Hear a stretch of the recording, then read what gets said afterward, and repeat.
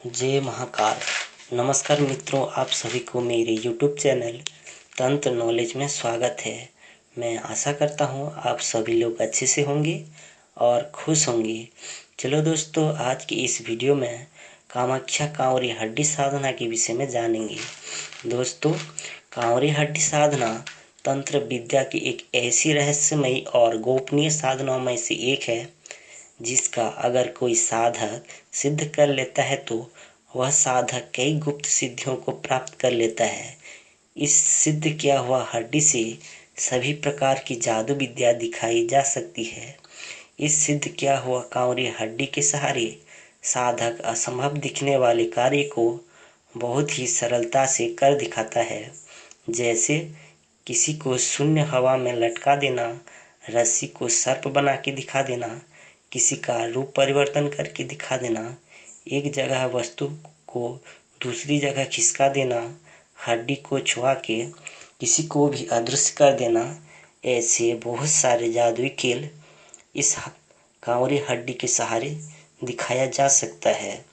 दोस्तों, इस सिद्ध किया हुआ हड्डी अगर अपनी कान में रखकर इस हड्डी में स्थित उस देवी शक्ति से जादू विद्या बताने की प्रार्थना करोगे तो वह देवी शक्ति बहुत सारे गुप्त जादुई विद्या के बारे में बताती है। हड्डी में स्थित शक्ति से आप किसी भी प्रश्न को पूछकर उसकी सटीक उत्तर प्राप्त कर सकते हो। दोस्तों, यह कामाख्या कांवरी हड्डी साधना किसी भी जाति की कुंवारी लड़की के दाहिने हाथ की एल्बो की हड्डी से की जाती है। किसी भी जाति के कुंवारी लड़की जिसकी शादी ना हुआ हो, वह लड़की अगर वसंत रोग से पीड़ित होकर किसी अमावस्या या संक्रांति के दिन उसकी मृत्यु हो जाती है, तब वह लड़की की इस साधना के लिए सबसे उत्तम मानी जाती है। लड़की के मौत के दिन से लेकर 20 दिनों तक कुछ नहीं करना है। फिर 21वें दिन के अर्धरात्रि के समय उस शमशान भूमि में जाकर उस लड़की को जहाँ दफनाया होगा उसी जगह को खोदकर उस गड्ढे से उसके शरीर को निकाल के उसके दाहिने हाथ की एल्बो हड्डी को ले आना होता है और उस लाश को पुनः कब्र में डाल के मिट्टी डाल देना है। अब आप किसी नदी या तालाब के जल से स्नान कर लें, फिर लाल वस्त्र धारण कर उस हड्डी को लेकर पुनः शमशान में चले आएं। आप वहां जाकर शरीर कीलन आसल कीलन करने के बाद उस हड्डी को सबसे पहले जल से स्नान कराएं, फिर शहद से स्नान कराएं और आखिरी में मदिरा से स्नान कराकर अष्टदल कमल का एक कोठी काटकर उसी कोठी के बीच में उस हड्डी को स्थापित कर दें। फिर आम की लकड़ी से अग्नि जलाकर शहद और मदिरा दोनों को मिलाकर ओम नमो कामाख्या देवी मम मनोवांछा पूर्णे स्वाहा मंत्र को उच्चारण करते हुए 10,000 हवन में आहुति देने से हड्डी में माँ कामाख्या देवी की शक्ति उसमें प्रवेश कर जाती है। शक्ति प्रवेश होने के पश्चात उस हड्डी से भयानक रूप से चिल्लाने की आवाज आती है। इसमें साधक को डरना या विचलित होना नहीं चाहिए। फिर उस हड्डी को धूप दीप अगरबत्ती लाल पुष्प सिंदूर रक्त चंदन और मदिरा की धार देकर पुनः पूजन करें।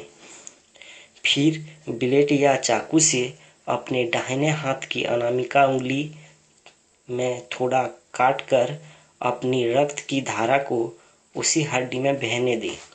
ऐसा करने से उस हड्डी में स्थित माँ कामाख्या साधक के प्रति प्रसन्न हो जाते हैं।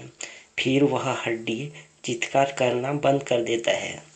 दोस्तों, पूजन करते समय जो भी पूजा सामग्री उस हड्डी में डाली जाती है वह सब स्पर्श होते ही अदृश्य हो जाती है। इस स्थिति में साधक को घबराना नहीं चाहिए। माँ कामाख्या उसे ग्रहण कर लेती हैं, इसी कारण से वह अदृश्य हो जाती है। जब वह हड्डी चिल्लाना बंद कर दे तब माता को साष्टांग प्रणिपात कर एक लाल कपड़े में उस हड्डी को घर ले आना है। दोस्तों, सिद्धि होने के पश्चात अब उसे अपने नियंत्रण में कैसे रखना है उसका विधान सुनिए। हर सप्ताह में शनिवार या मंगलवार को उसी हड्डी को सामान्य पूजन कर उसे प्रणाम करें। ऐसा करने से उस हड्डी में जो शक्ति विराजमान होती है वह आपसे हमेशा प्रसन्न रहती है और आपको कई सारे गोपनीय जादुई विद्या के बारे में ज्ञान प्रदान करती है।